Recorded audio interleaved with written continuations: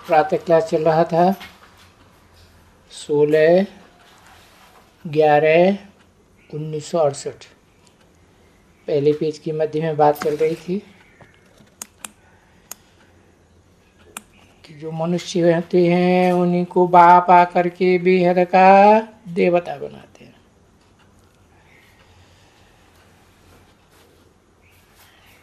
क्योंकि और कोई देवता का जिनमें मनुष्यता न हो, इंसानियत न हो, उनको थोड़ा ही पूजा जाता है। और प्रजा का भी कोई चित्र नहीं होता है। जो राजा रानी बनते हैं उन्हीं के चित्र हैं, महाराजा महारानी के चित्र हैं। और राजा रानी भी इसको नहीं कहेंगे, इसको ब्रह्मा को। ये भी तो सत्युग में महाराजा महारानी का टाइटल अपने बाप का लेता है ना।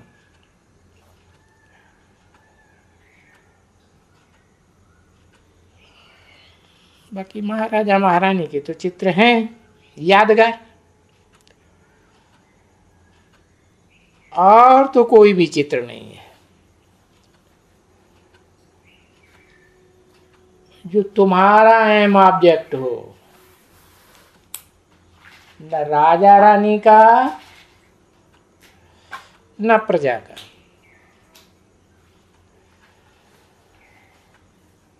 तुम्हारा एम ऑब्जेक्ट है महाराजा महारानी का। और कोई है क्या?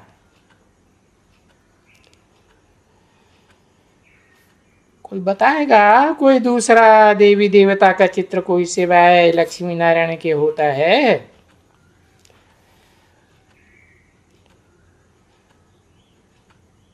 तो जरूर तुम बच्चों को एम ऑब्जेक्ट के लिए बुद्धि में चित्र तो जरूर होना चाहिए। बुद्धि के अंदर होना चाहिए। और ये जानते हो कि बरोबर बेहद का बाबा हमको पढ़ाते हैं।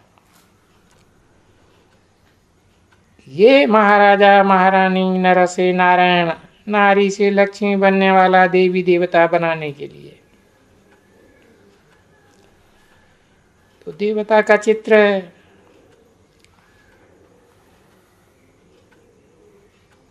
इस सारे भारत तो क्या सारी दुनिया में और कोई भी चित्र नहीं है।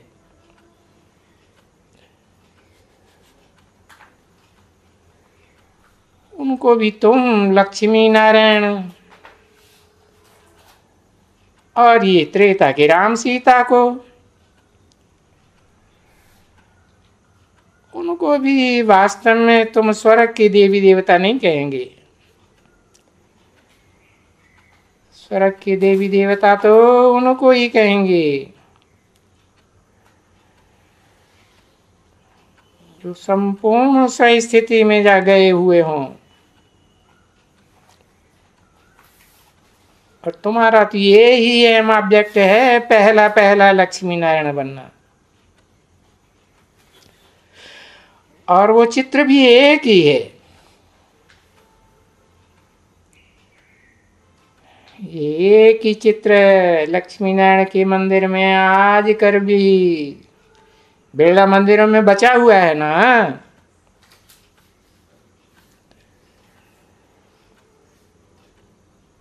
और तो ये सभी कुछ है ही नहीं। प्रजा प्रजा वो तो कुछ है ही नहीं। यहाँ कोई चित्र नहीं है। बस एक ही ये चित्र है जो तुम्हारी बुद्धि में रहना चाहिए। उठते बैठते चलते तो दूसरा तो कुछ भी नहीं है ना बुद्धि में तुम्हारी बच्चे। कोई पूछे देवी देवता क्या बनेंगे? अरे 33 करोड़ देवताएं गाए हुए हैं, तुम कौन से बनेंगे? तो चित्र चाहिए ना जरूर, पार्टिकुलर। तो देखो ये चित्र है तुम्हारे आगे कि हम ये बनते हैं, और कहते भी ऐसे हो कि हम ऐसे देवी देवता घराने में जाएंगे, ऐसे ही कहेंगे और कहेंगे और इनके घराने में जाएंगे भी।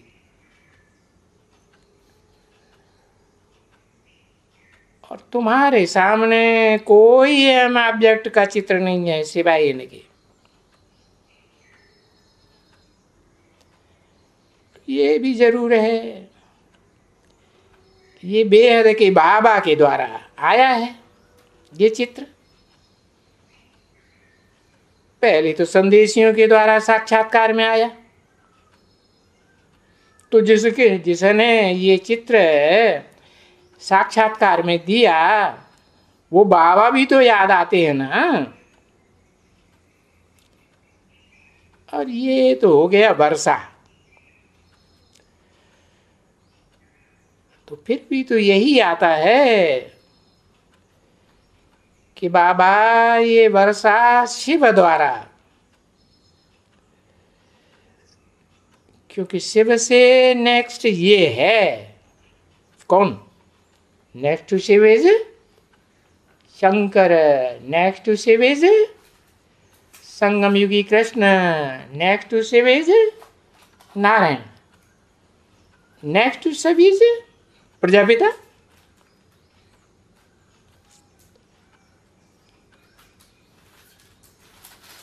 क्योंकि वो है पढ़ाने वाला।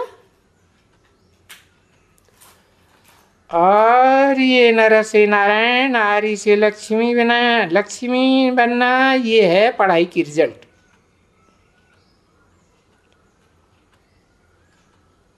तो ये बात भी समझना तो जरूर बहुत ही सहज हो गया है ना कि बाबा शिव को याद करना है। शिव बाप को नहीं सिर्फ, वो तो आत्माओं का बाप है। बाकी दूसरे संबंध बाबा, चाचा, नाना, काका, ताऊ तो तब बनते हैं जब मुकर्रर रथ में प्रवेश करते हैं। और देखो इसका ये अर्थ हो गया ना, क्या? बन मना भव, मेरे मन में हो जा, मन में हो जा, दिल में हो जा। बाप है ना, बाप का दिल किसमें है? बड़े बच्चे में। तो मन मना भव अर्थात शिव बाबा को याद करना, सीधी सी बात है। नहीं तो शिव तो बिंदु का नाम है, वो नाम कभी बदलता नहीं जब तक मुकर्रर रथ में प्रवेश न करे, तब फिर बाबा कहा जाता है। तो बाबा को याद करना है। और दे के सभी धर्म त्याग देने हैं। ये इस्लाम धर्म, बौद्ध धर्म, क्रिश्चियन धर्म, ये देहधारी धर्म पिताए हुए ना, कि आत्मिक स्थिति में रहने वाले नहीं। तो अपन को आत्मा समझना है पहले, फिर शिव बाबा को याद करना है। और फिर नहीं तो क्या याद करना है? और याद करना है मन मना भव के बाद मध्याजी भव याद करना है।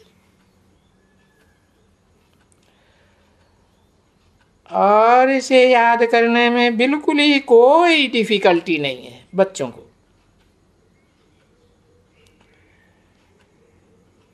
कि बेहद का बाबा ही हमको बैठ करके नर से नारायण,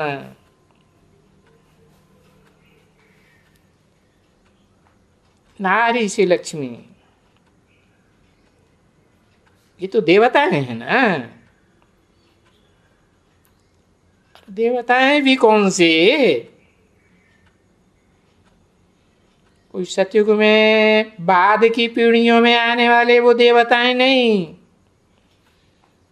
वो तो कम कलाओं वाले होते हैं, तो दूसरे तो कोई याद नहीं कर सकेंगे। दूसरे कम कलाओं के देवताओं की बात ही नहीं। वो तो कम कुली के ब्राह्मण बनते हैं तो कम कलाओं के देवता बनते हैं। तो बस यही है अव्वल नंबर याद करने का। नर से नारायण, नारी से लक्ष्मी बनना है। और तो कोई यादगार प्रजावर्ग का भी कोई तो चित्र नहीं है ना, है क्या? नहीं है।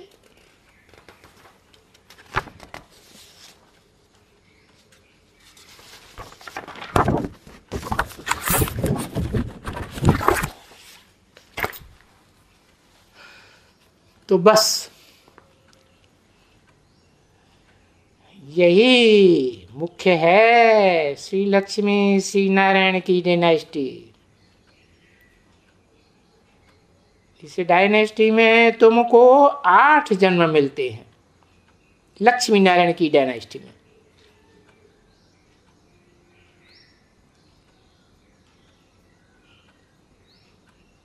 तो जरूर कहेंगे कि बस इनके ही पीछे हम 8 वंशावली में आएंगे। किसकी वंशावली में? जो डायरेक्ट नर से नारायण बनते हैं उनकी वंशावली में आएंगे। 16/11/1968 की प्रातः क्लास का दूसरा पेज, दूसरी लाइन। तो क्या करना होता है बच्चों को कि जब भी अपने घर में हैं या कहाँ भी हैं तो जरूर अपन को स्टूडेंट समझना है। और स्टूडेंट्स की बुद्धि में तो एम ऑब्जेक्ट होता है ना। देखो लौकिक दुनिया में भी उनकी बुद्धि में होता है हम डॉक्टर बनेंगे, वकील बनेंगे, मास्टर बनेंगे, जज बनेंगे,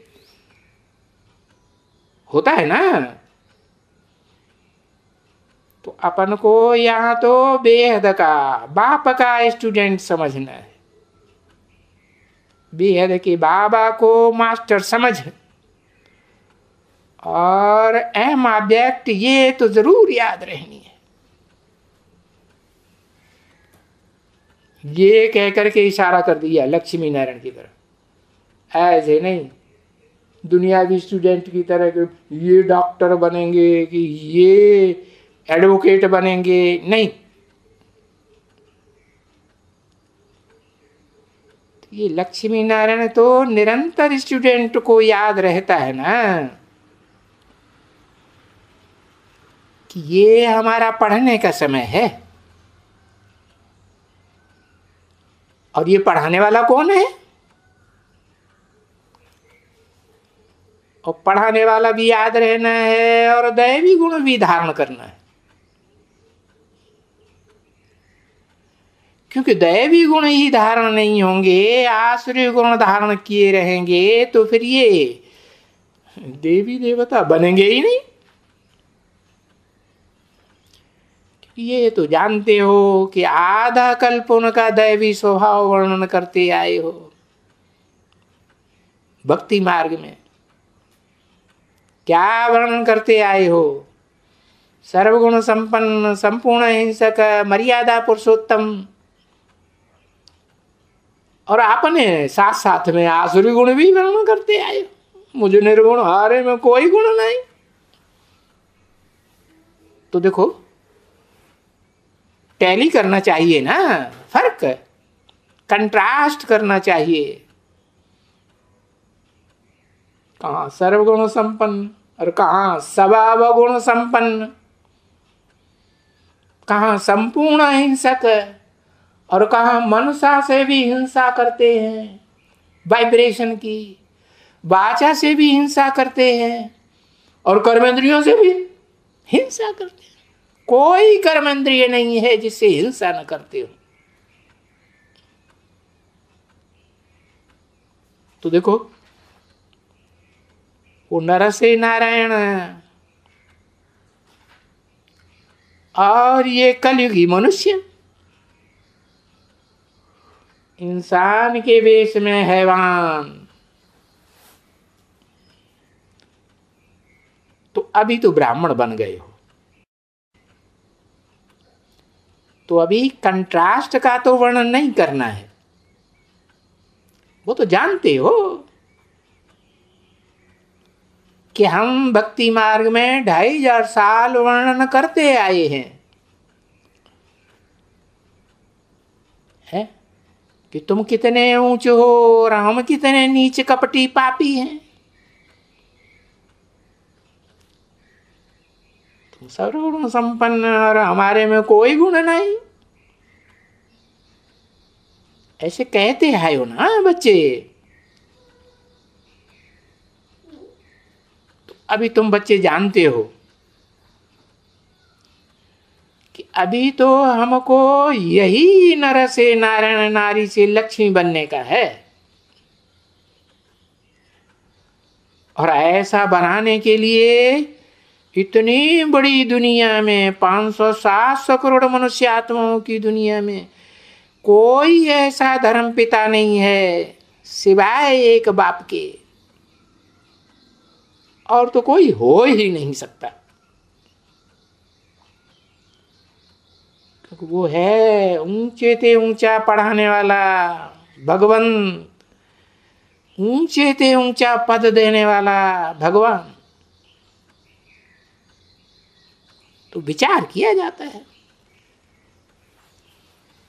भला इनसे पढ़ने से और भला इनसे ऊंचा पद मिल सकता है क्या?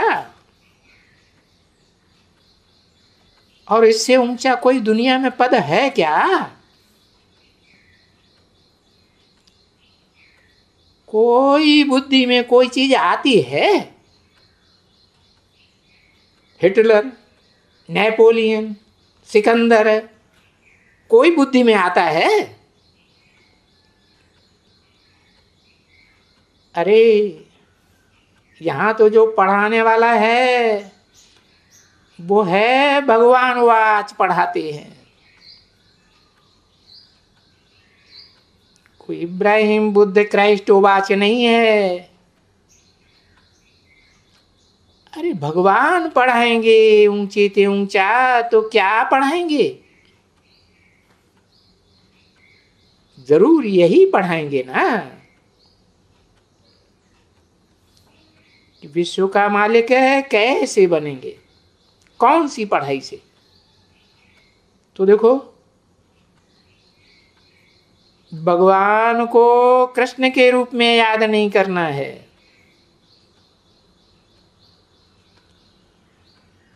कृष्ण तो है नेक्स्ट टू भगवान, वो तो 16 कला संपूर्ण देवता है, कलाबद्ध है, और भगवान तो कलातीत कहा जाता है। परंतु कृष्ण को याद करना है, परंतु दूसरे नंबर में, नेक्स्ट टू भगवान, next to God is Krishna. पहले तो भगवान को याद करना है, उसको याद करके फिर भले कृष्ण को याद करो। और वो भी कलाबद्ध कृष्ण को नहीं। कौन से कृष्ण को? संगम युगी कृष्ण को याद करना है। अब है तो एक ही बात ना। क्यों एक ही बात? कैसे? क्योंकि व्यक्तित्व तो एक ही बन जाता है ना। 16 कला संपूर्ण बनने वाली आत्मा कृष्ण की, वो भी प्रवेश किसमें करती है? कलातीत बनने वाले कृष्ण वाली ही आत्मा में प्रवेश करती है या नहीं करती है? करती है। तो है तो एक ही बात कि तुम पहले पहले है, परंतु ये छोटेपन में तो कृष्ण है ना, बच्चा बुद्धि है। संगमयुगी कृष्ण भी पहले बच्चा बुद्धि है, कि संपूर्ण है। 76 में बाप का प्रत्यक्षता वर्ष तो हुआ, परंतु क्या कहेंगे कि वो बाप संपन्न स्टेज को प्राप्त हो गया? वो आत्मा नहीं। तो पहले पहले याद ही करना है शिव बाबा को। क्या? हाँ, जो कृष्ण बनाते हैं, यानी मुख्य देवता है ना, देवदेव महादेव। जो भी 33 करोड़ देवताएं हैं उनमें मुख्य देवता, 16 कला संपूर्ण बनने वाले उनमें भी मुख्य है। कृष्ण तो छोटेपन में है ना, बच्चा बुद्धि है। तो वो बाप उसको प्रिंस बनाते हैं। प्रिंस तो छोटा बच्चा है ना, उसको जन्म देने वाला कोई होगा या नहीं होगा? बेहद का बाप ही होगा। तो ऐसे सिद्ध हुआ ना बच्ची।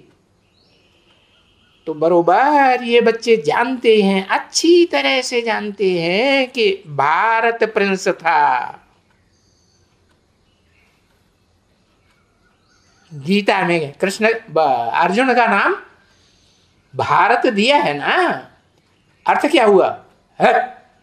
क्या अर्थ हुआ? भा माने ज्ञान की रोशनी, और रत, रत माना लगे रहना। तो ज्ञान की रोशनी में जो आत्मा लगी रहे, तो पढ़ाई पढ़ने वाला स्टूडेंट फर्स्ट क्लास होगा, उसी को तो भगवान पहले पढ़ाएंगे ना, पहले पद उसी को तो देंगे ना। हाँ? तो वो संगम युगी कृष्ण कहो, अर्जुन कहो, आदम कहो, आदिदेव कहो, एडम कहो, वो अभी बैगर है। और वो अव्वल नंबर धर्म पिता ही बैगर है, तो क्राइस्ट क्या होगा? वो भी तो बैगर ही होगा ना। तो क्या साबित हुआ? जो अपने धर्म में ऊंच बनते हैं, वो ही अंत में आकर के नीच बनते हैं।